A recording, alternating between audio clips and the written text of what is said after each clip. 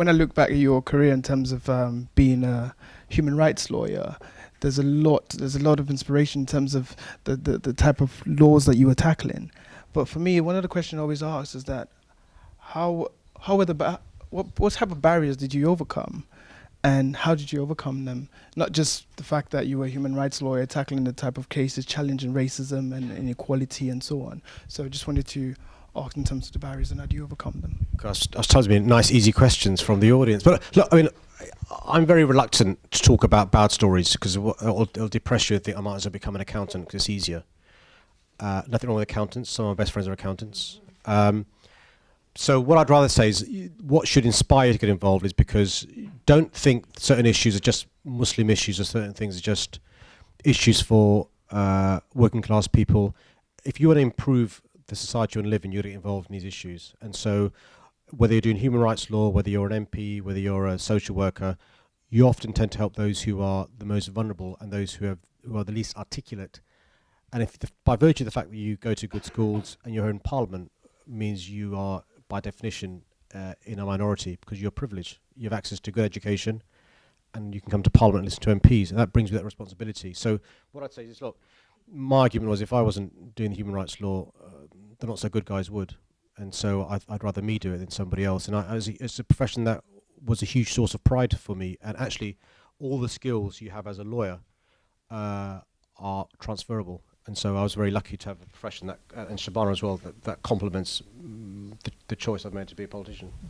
What advice would you give, especially young people in the room today and other aspiring politicians? Listen to your mum and dad is the first one. But it's basic. Work hard at school. Take an interest in what goes on. Take an interest in goes on with your community. For those of you who are of Islamic faith, look, if you look at the example of the Prophet Muhammad sallallahu alaihi wasallam, the Prophet would take an interest in his community. He would take an interest in what was going on amongst his neighbours, Muslim and non-Muslim. If you are a member of any of the major faiths, there is a golden thread running through all of them, which is treat others like you would like to be treated. Well, actually, Shabana and I have colleagues who are Labour MPs who aren't a member of any religion, but their values are treat unto others as you'd like to be treated. And actually, if you think about the world we live in, not just internationally but locally, and nationally, a lot of the problems we have is because people are selfish. People don't think about others. People, just think about having a good livelihood, having a nice job. And you've got to a stage where people now live in gated communities because the idea of, they want to feel secure behind their gates, which I think, can be what happens when you don't take an active interest in what happens in your community. And so get involved is the best advice I can give. As Muslim politicians, I think you face lots of specific challenges. For example, when it comes to speaking about terrorism, for example, and now the hot potato and about same-sex marriage and things like that. So how does that? How do you feel when you are in these kind of situations? Be very careful about labels. So Shabana and I are both Muslim, alhamdulillah, but I don't think any of us would claim to be Muslim MPs. We're MPs. Important that you understand. So in my community, there are 100,000 people who live there. And there are about 80,000 voters. 4,000 of the 80,000 are Muslims. So to have a Muslim MP, he or she wouldn't win if they were just Muslim MPs. So you represent the entire community. And actually, again, because you're representing the entire community, you're hoping that by the most part, your interests will benefit the Muslim community and other faiths and those who aren't members of an organised faith. And so there are some issues where they're obviously, because of the nature of them, they're an issue that of a huge interest to the Muslim community. So, for example, what's happening to the Rohingya in Burma, huge interest to Muslims. Same-sex marriage, huge interest to people who are members of all the major religions, Catholicism, Islam being just two examples of those. What happened to Drummer Lee Rigby? Huge interest, obviously, to those who have an interest in Islam for obvious reasons because of the justifications that the two men sought to give for what they'd perpetrated.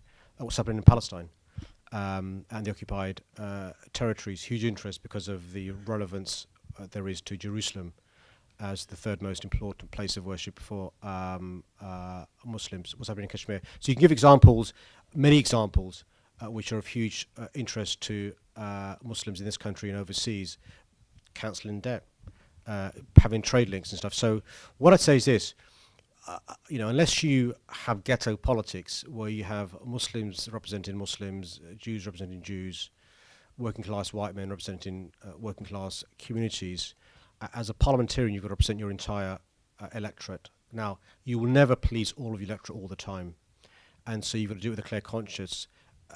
As far as the whip's concerned, look, sometimes you will vote against the whip. I voted against the Labour whip in the past.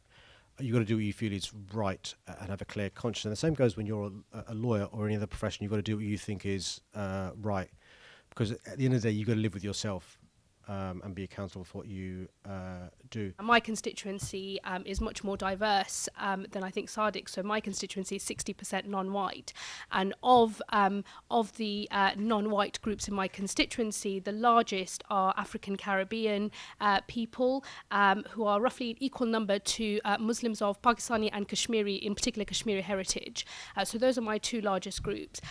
But my majority group would be the 40% who are white, working class, who live in central Ladywood and have done so for many, many decades. If I was to approach each issue that we have to make decisions on just through the prism of either my own identity or the different identities of the groups I represent, I would very soon get myself into a big old mess, because I would never be able to always completely 100% reconcile the differences that are represented in my own constituency. So when I look at a bill such as, for example, the Equal Marriage Bill, I look at the provisions in that bill and I think to myself, does it do justice by the different groups that I represent? So does it enable somebody like me of Muslim faith, and my faith and my family are the two most important things in my life, does it enable me to voice my Islamic beliefs about what marriage is and what marriage is in my belief system in the eyes of God, and does it enable somebody who is not of religious faith to enjoy equality before the civil law of this land, which is a secular, liberal, parliamentary democracy? And I came to the conclusion that that bill does. It protects my religious freedom. It protects the religious freedom of Christians and Jews and Hindus and Sikhs and Muslims of all different sects in my constituency, but it enables people who in my constituency do not believe in God to live their life as they wish to. It enables people who live in my constituency who are gay to have equality before the civil law of this land. So that is the approach I take to something that's a difficult issue for me as a person of faith. It's a difficult issue for many people in my constituency who have very strong religious faith.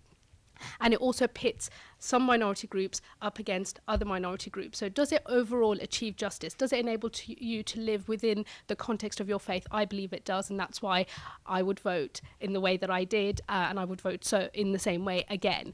And I think that that is really the only way that people like Sadiq and myself and Rushnara and Yasmin and the others can approach very difficult issues, because they engage us as individuals, because we are people of faith, and that means we think and believe certain things about the way the world is and how human society should organise itself. But we are representatives of people who are very different to us as well. And finding that balance, I don't pretend to have all the answers, but I think if you start from a place of thinking, does it do justice by different people? Does it enable the most number of people to be able to live their life as they wish to? Is a pretty good place to start. And that is a principle that I think as a person of faith and as a minority I've always fought for. So I would fight for that for anybody. Sadiq, as a fellow lawyer, must congratulate you from going from a member of the LAW Society to the LOW Society. But on a more serious note, as being a teacher of the madrasa who are represented here, how often do you come across the ethical issues that young Muslims or young ethnic minorities of any faith may feel, where they're torn between what their religious teachings or where their interpretation of those religious teachings take them vis-a-vis the representation of their constituents and their party web? As far as the law on the low is concerned, could be worse, could have been a banker, which I wasn't.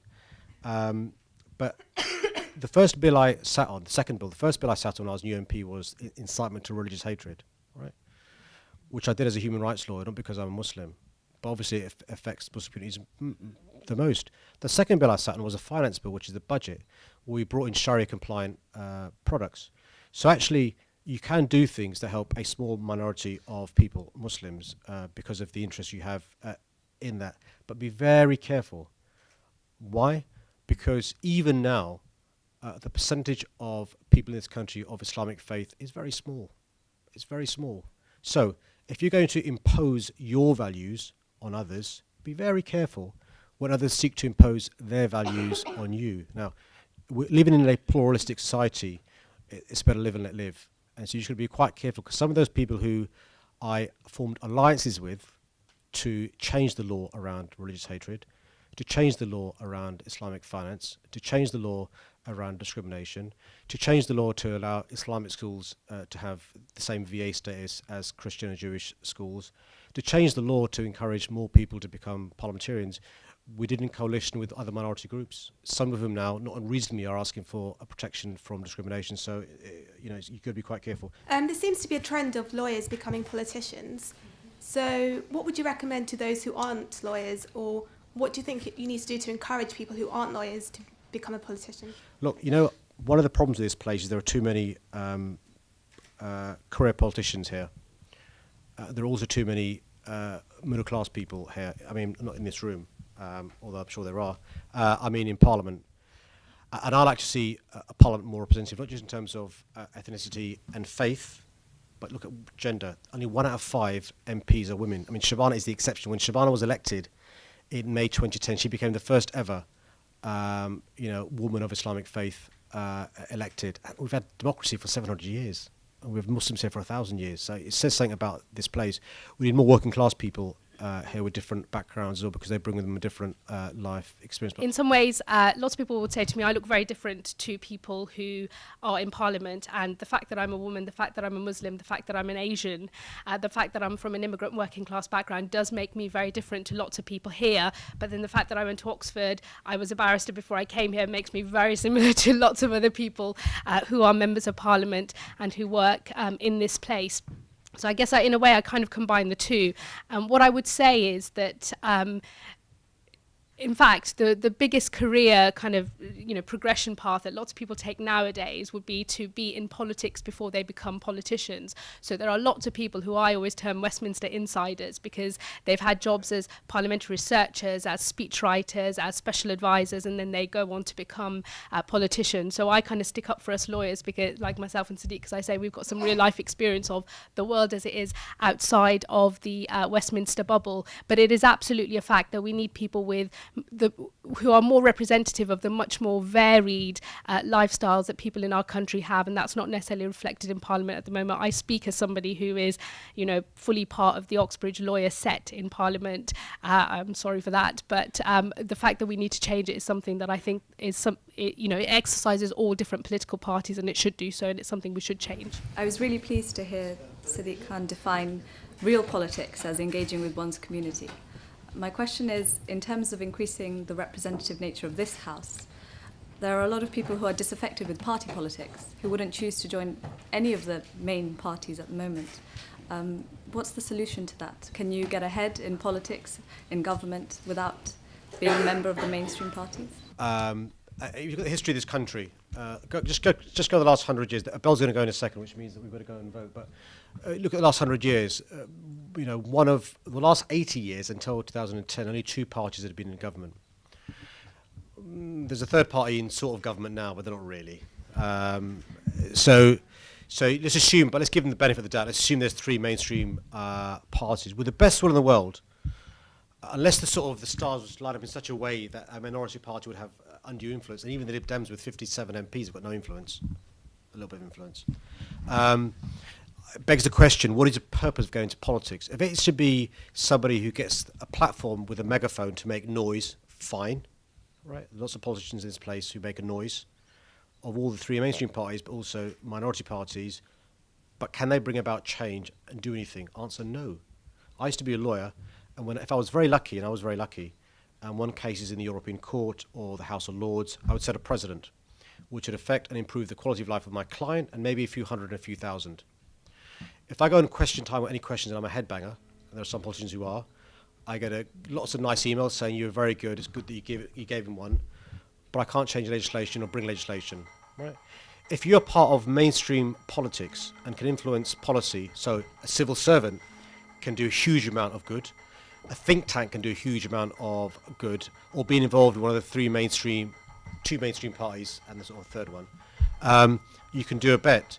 So all I'd say is just think about the ability to influence. It's like saying to somebody who wants to help people who are sick, become a witch doctor, because you can do certain stuff, or you can become a medic and become a GP or a consultant. And all I say is, just look at the history of the last 100 years or so, and look at the ability to influence. Now, that's not to say there's anything wrong in being a backbench MP, because your ability to influence comes with credibility.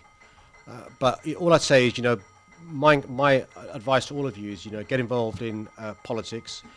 If possible, get involved in party politics. And if you do, get involved in mainstream party politics, because that way you can bring about some real change and some real good. What do you think are the key barriers, and what advice would you give, especially to the people in this room and elsewhere? How do you overcome some of those barriers, and what lessons have you learned throughout your years in Parliament? The key thing for getting selected, it's actually the key thing when you apply for a job and you get to the interview, and that is the ability to speak with confidence. And if you have that ability to speak, and if you're able to communicate, that means so much. We don't seem to have that confidence, and it's partly the problem of our communities, In the Asian community in particular, this great desire to go into the medical sciences, etc. Now, of course, law has become a very fashionable career for people. Financial services has become of great interest. But actually, the ability to communicate. Now, Harris is here. I've seen him on platforms, speaking on many occasions. I saw him at the Regent's Park Mosque when he was putting my leader, Ed Miliband, on the spot. And actually, I said to Ed later, did you enjoy that meeting? He said, yes, I did. Because actually, people like being challenged. But I think one of the biggest problems that holds us back is our ability to stand up and speak in public. And if I ever had the time to do this, I would be organising public speaking classes, specifically for the ethnic minority communities. Because you can have all the starred A levels in the world, but actually, if you're not able to get your message across, it becomes a problem. And we become, because of the colour of our skins, it's both an object that puts us in a box because we happen to be brown. This is the first thing that people notice about me. They don't ask about my profession. They don't ask what I've done at university, though thank you for reminding me about all these things in your introduction. It is that I am a brown man, inevitably. And so our ability to be able to communicate, actually, I've seen a number of very, very good black women speaking before an audience that isn't a BME audience. And people turn to me and thought, oh my God, she's so wonderful. Actually, they've never heard a black woman speak. And they think, oh my goodness, it's incredible.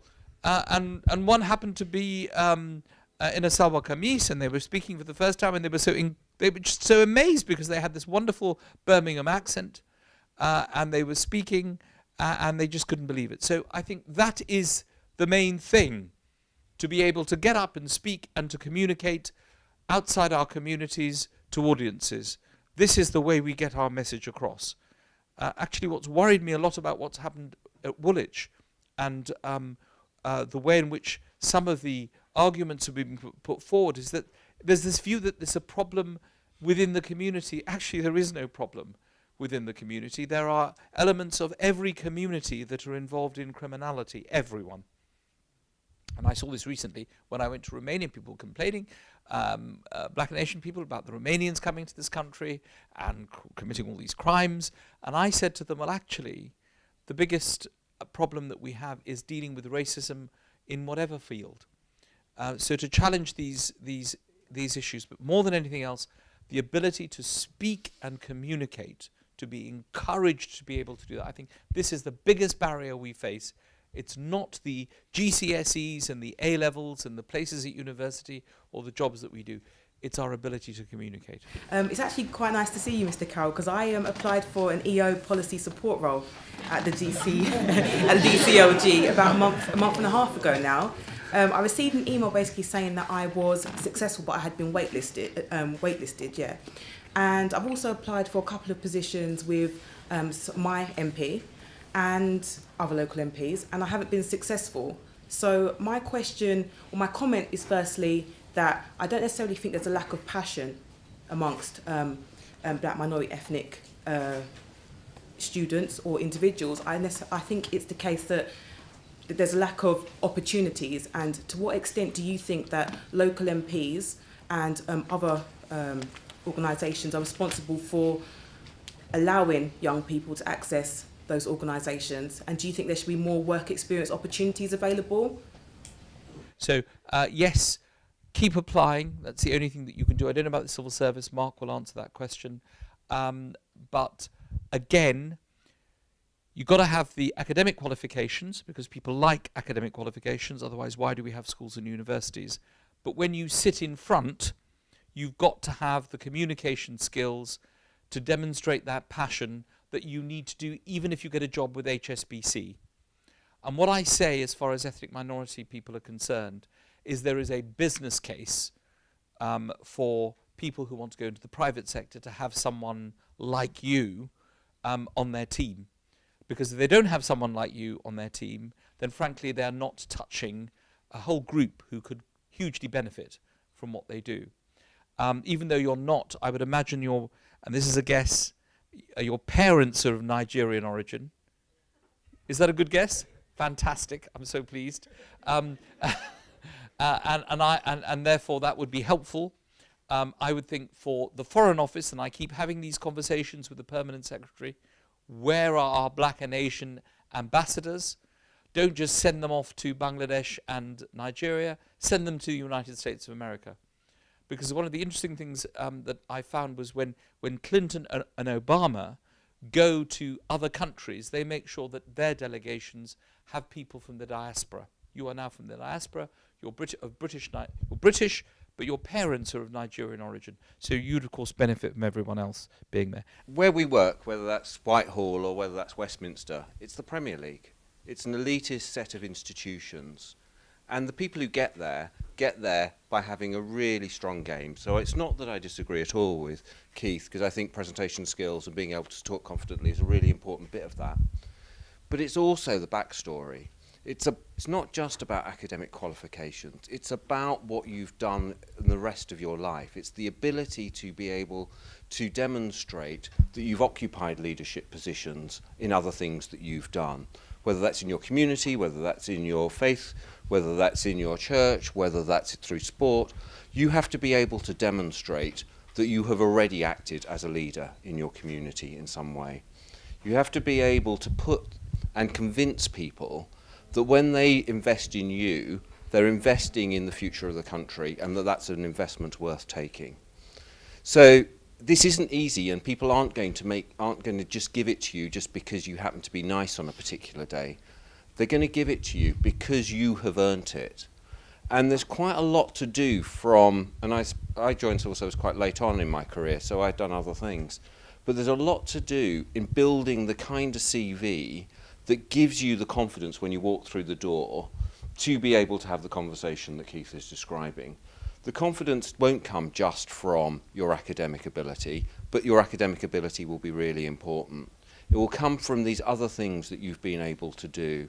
It will come from your ability to demonstrate, as Sadiq was describing earlier on, your ability to communicate and engage people across a whole range of communities, not just your own community, wherever it comes from. If you want to be in these positions, that's what I would say in terms of what you need. That's not to say that there aren't people in this room who've got that, but it is to say you've got to start thinking about your presentation of yourself in that way. We're elitist organisations in a different way, which I don't mean is a good way at all, which is that traditionally we've had very narrow ways of thinking about what excellence looks like. And it doesn't look like Keith, and it doesn't look like others. It looks like a very narrow professional background, very narrow educational background, and a narrow class background. And I think you're seeing both in the political process and in Whitehall an attempt to redefine that. So I was going to make the same point that Keith did about overseas representation. I've been part of delegations that have gone overseas. I've gone to America as part of the British delegation. And God, did we look odd. We looked very strange when we went to America. We didn't look like Britain. We looked like a narrow strata of Britain, and the Americans commented on it. They noticed that we didn't look representative because the people they put across the table looked very different. They looked like America. And there's a challenge for us across all of our institutions to be able to do that. And I think our institutions are aware of that and want to do it. But we ought to create the opportunity. So I'm not going to duck your point right at the end. So there is a thing about creating opportunities. And the thing for me that we've been trying to do a lot is start to open up recruitment again. So we've had quite significant reductions in my department, 40-odd% reductions, to create a little bit of headroom to be able to bring new people through. But the competition is really stiff. I have to say, I haven't seen your application. There have been thousands of them because the job market is so competitive at the moment. But there is a real opportunity. So we're trying to open those up. On that question of the lack of members of black ethnic groups within the cabinet, do you believe that the United Kingdom, if a suitable candidate emerged, is ready to elect a member of a black ethnic group to the most powerful positions of leadership in the country and be represented internationally by a member of a black ethnic group, or do you not? Will we ever have a black or Asian Prime Minister? Of course we will. Will it happen in my lifetime? Absolutely. What is the barrier? The barrier is the political parties. It's actually not the electorate. It's the political parties. We need to have the opportunity to have them.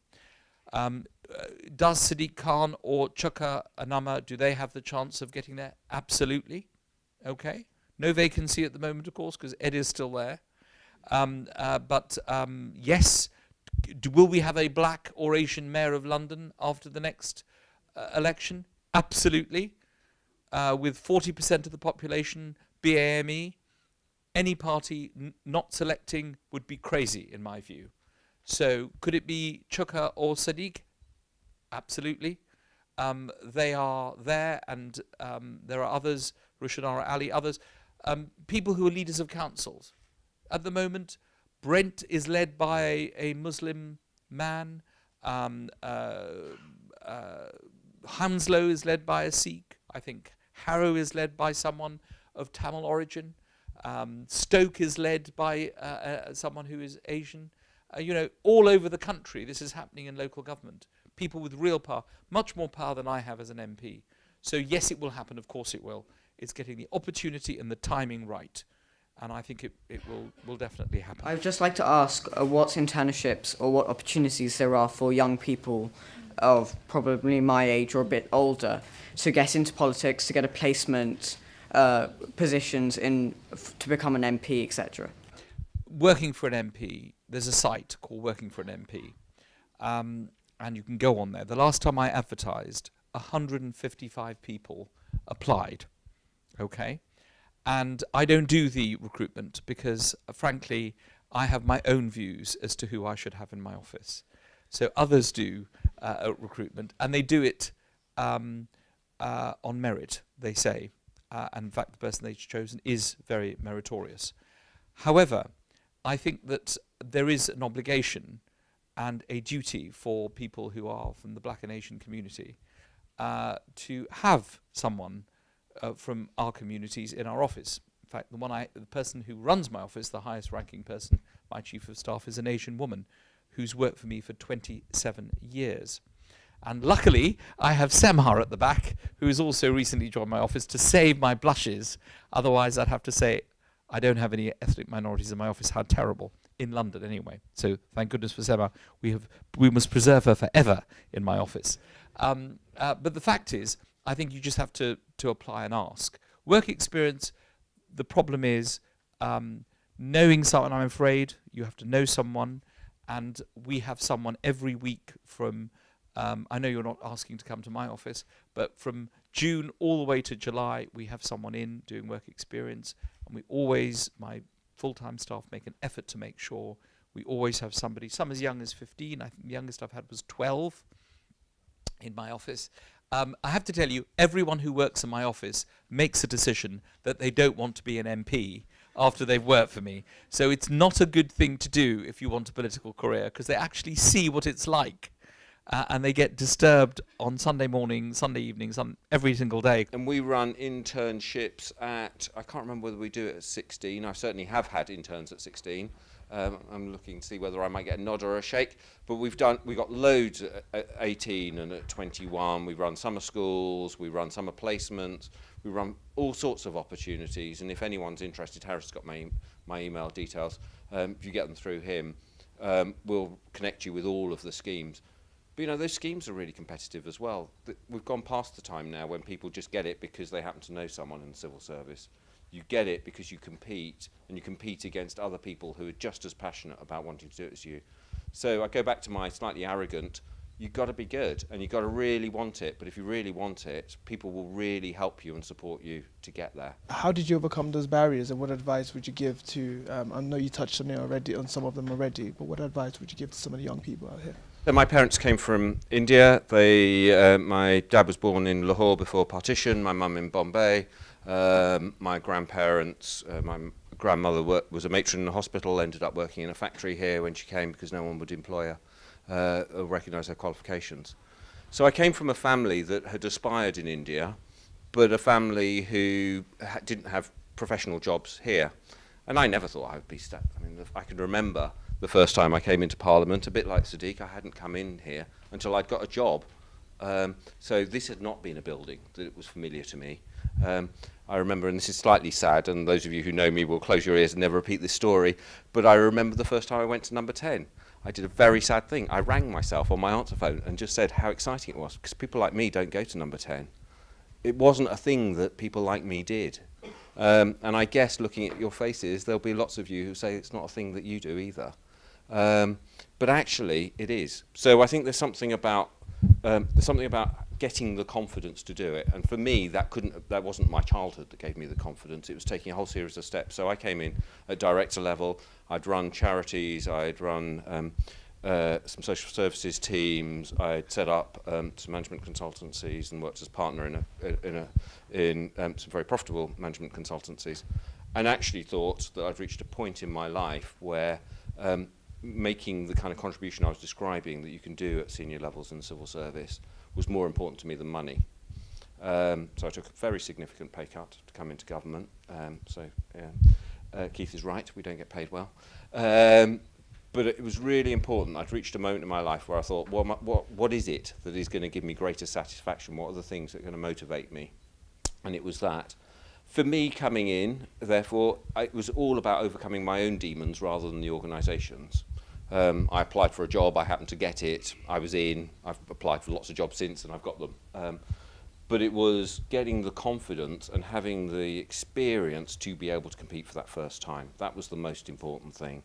And I thought that what I brought in that interview was something that nobody else brought, because I'd had a breadth of experience and I'd invested in it over a long period of time.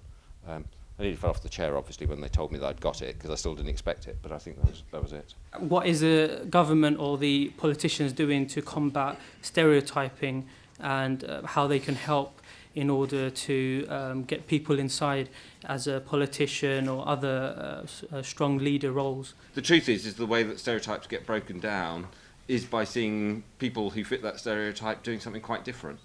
So the PM had his task force on extremism this morning. Baroness Marcy went in shower kameez. Now, that isn't the way in which government ministers have traditionally gone to something like that. It will be noticed. People will notice that actually what you wear is less important than what you say. The more that happens, the more that will happen. Inevitably, it's really difficult for the first people, whether you're Keith, Vaz and Diane Abbott, breaking down some stereotypes of being the first into an institution, whether that's the first woman into an institution that's been predominantly male or exclusively male. It's always going to be really difficult to be part of that first grouping. But the first grouping make it easier for the second, and the second make it easier for the third. And I think so there's a kind of pressure on the individual, but there's also a kind of acceptance within organisations to be able to respond to that. What value do you feel a person of black or ethnic minority that a person of a Muslim faith can bring to the civil service? I think what I was saying about civil service is that our job is to help ministers make the best policy they possibly can, and for it to be as effective in the country as a whole. if we're very narrow in our perspectives, if we don't understand how people live their lives and what their hopes and aspirations are, the likelihood that our policies are actually going to have the impact that we want to have is small. So they give us perspective, they give us difference, and that shouldn't just be on things that are just narrowly about faith or about race. That should be across the whole of the government's policy making. And I think that I think the call from the politicians is to say we want politicians to come from a wider group of people because we will have better politics. And I think the call from the civil service is to say exactly the same thing. If there's one key barrier that you've experienced, how did you overcome that barrier, and what advice would you give to the young people in this room today in terms of how do you overcome your barriers as well? It is always going to be hard. If you find yourself as the only person that looks like you in a room, which happened to me for the very first time in my life when I was 18 years old, and I walked into Oxford University, and I went from Small Heath, where loads of people are Asian, loads of people are Muslim, and all my friends are Asian and Muslim, to being in Oxford, and literally I'm not only the only brown face in the room. For two of the undergraduates who were there that first night, who became my very good friends ultimately, I was literally the first brown face they had seen in their whole life. So, you know, they're from Belfast, which is not a very diverse place. So not only had they never met a Muslim before, it was a little bit like, what's a Muslim? And I thought, oh my God, this is, 21st century Britain, how can you even think what is a Muslim? But they had never seen a brown face before. To pretend to you that is not in some way disconcerting or a bit freaky would be a lie, because I was completely freaked out, and it took me a solid 3 months before I could walk into any room at my college, because the university is split into different colleges, and the one I was at was very, very white, very middle class, very rich, of which I am none. It took me a solid 3 months before I could walk into any room in my college without basically reading Qul Sharif to myself 3 times as like protection. Genuinely, like I'd be on the phone to my mum saying, I can't handle this. They're all so different. And she'll like, put there, read Qul Sharif, it'll be fine. And that's literally all I did for 3 months. And it's really interesting because some of the other things that in my life had never been an issue before, and I'd never had to explain to anybody before, were suddenly big things. So there's the usual stuff, when you meet someone who's not Asian or not Muslim. My generation, the question was always, are you going to have an arranged marriage? So I got that, but I was quite used to dealing with that particular question. But then the next set of questions were a bit more tricky. So, you go to the college library, you're doing your reading list, and obviously I'm a Muslim, I pray, so I would leave the room to go and pray. And everybody, without asking me, just thought I used to have lots of coffee breaks. So they would think, Shabana goes out a lot, she's always like, is she a coffee addict? I was like, no, actually I'm praying. The fact that I don't drink alcohol, explaining Ramadan for the first time. So most people found it really difficult to get the whole fact that you don't eat anything, but when they discovered you don't drink anything either, they were like, oh my God, that sounds like abuse. And I was like, no, it's not. It's really completely fine. It was all these interesting questions, and also because I was because for that group of people, I was the only Muslim they knew, and I was really conscious of the fact that everything that they will now think about Muslims will be because of me. If they think good things about Muslims, it'll be because I've shown them a good side of what it is to be a Muslim. But if they think that we're all horrible people, it'll be because I've been horrible to them, and it will be my fault. So when I was asked questions about, well, what do Muslims think, or what's this all about, I'm a Sunni Muslim from a kind of Sufi Barelvi background. So I would explain, well, this is what Barelvis think, but you know what, the Ubandis think something slightly different, and Shias think something slightly different, and it would all get horribly, horribly complicated.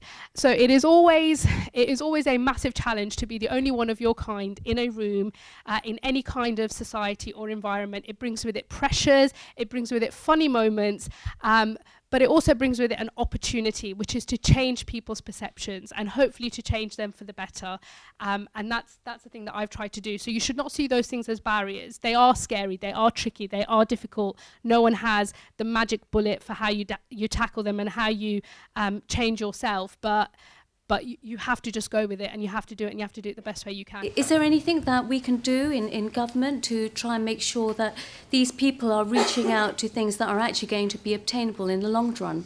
Well, I think definitely government has a role to play. Government has a role to play in terms of constantly pushing boundaries, being very aware of the fact that if we are to be a proper representative parliamentary democracy, we ought to look like the people that we represent. So ensuring that we are doing enough to encourage people from different backgrounds to come into politics. I think that's really important. That is a role not just for government but for all political parties. But I think ultimately that if the change is organic, and if it's led by communities and if it's led by people from different communities, it's more likely to be more sustained. I kind of think that it's not something that's from the centre down. I think it has to be bottom up.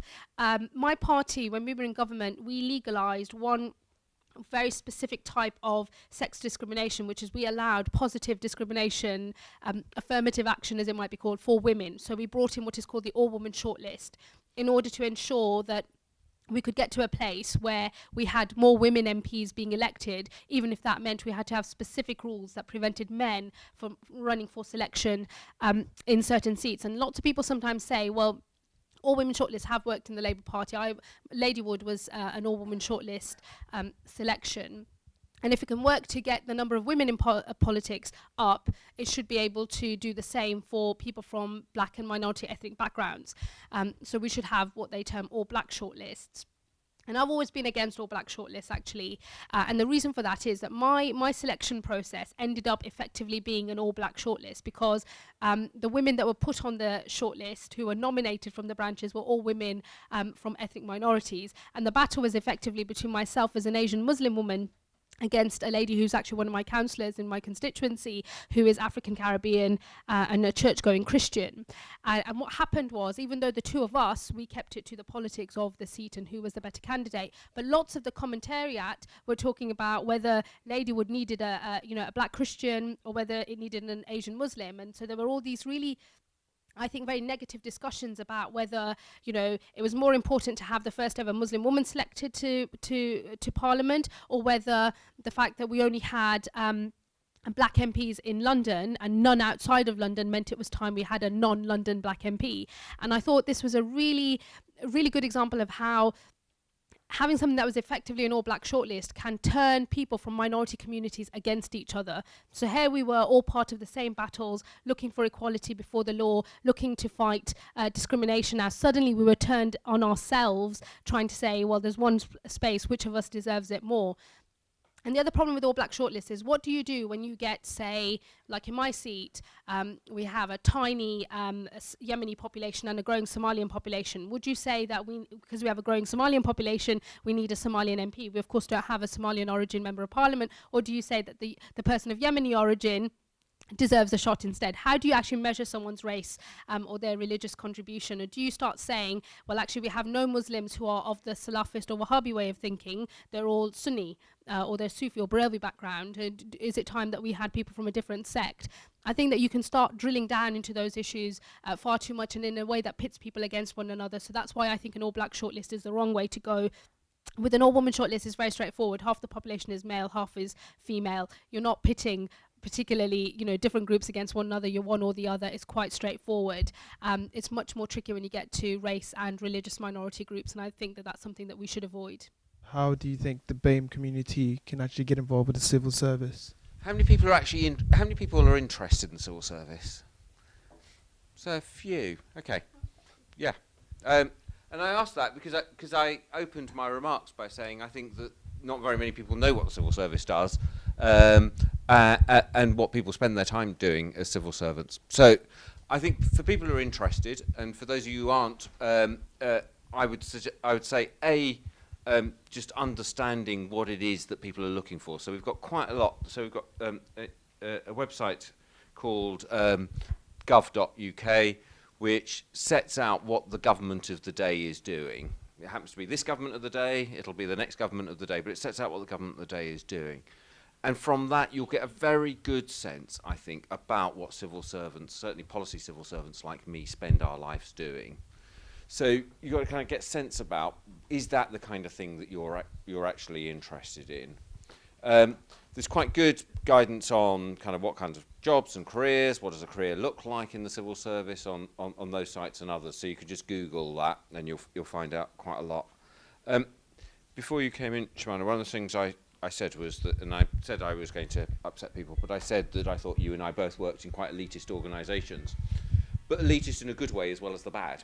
So, so we want people to be able to change the country, the people that we want to be able to do that are the people who actually bring thought, who bring energy. And the thing that I thought in your 5 points, I thought that you undersold a little bit was sacrifice, actually. I don't know about you lot, but my idea when I was growing up was not posting leaflets through people's doors. My idea of fun in thinking about I might apply for a job is not memorising the middle names of 260 people or the names of their kids. You've got to actually really think about, is this the thing for you, and are you willing to do the things that it takes to get there? And the doors won't open. This is tough. So they won't just fall open for you. And I think that that's true of the civil service. So what are we looking for? We're looking for people who are clever. We're looking for people who can write, who can communicate, who've got some experience of life. We're looking for people who can demonstrate leadership. So we're looking for people, as I said earlier on, to do it in your faith community, to do it within your local community, to save the park, save the library, get involved in community campaigns, demonstrate that you're actually willing to and able to make a difference in your community. So I think those things are the things that people look for. And we're looking for people who've got a story of their life. So the things that you were saying about identity really matter, I think. Who can tell their story about who they are and why you should be helping shape the future of the country in a compelling way. And you've got to believe that. So I said in my story, in my journey, that actually the biggest challenge was getting myself to believe that I could do that. And that's true for lots of people. So, and the only way you do that is actually by doing it, by building the experience, and then you get there. How can the BAME community get involved in terms of in Parliament, but also in other areas of government as well, but specifically in to become MPs? Your first thing is to ask yourself, do you care? Okay, so all the political things that happen around you, and politics is all around you, from how much you paid for your train fare to get down to London if you're from outside London, how much you pay on the tube, to the booking of this room. Everything around you is politics or political or related to a policy or political decision that somebody somewhere has made. If you care, if it bothers you, if there's something that's happening around you that you don't like and you want to change it, ask yourself, what do you believe? What do you think what are the values you would bring if you were trying to organise society and set the rules for how people should live together and how they should hopefully prosper together? If those values are about fairness, if they're about equality, if they're about social justice, you should think about the Labour Party, in which case go on our website, learn more about our values, try and decide whether you think that they fit our values, and then join. And then once you have joined, find out according to your area, which is your constituency Labour Party. All of their addresses are on the website. Get the contact details of the secretary and ask them, when are you next going campaigning? What are the issues that you are campaigning on? Is it jobs? Is it about cleaning up your high street?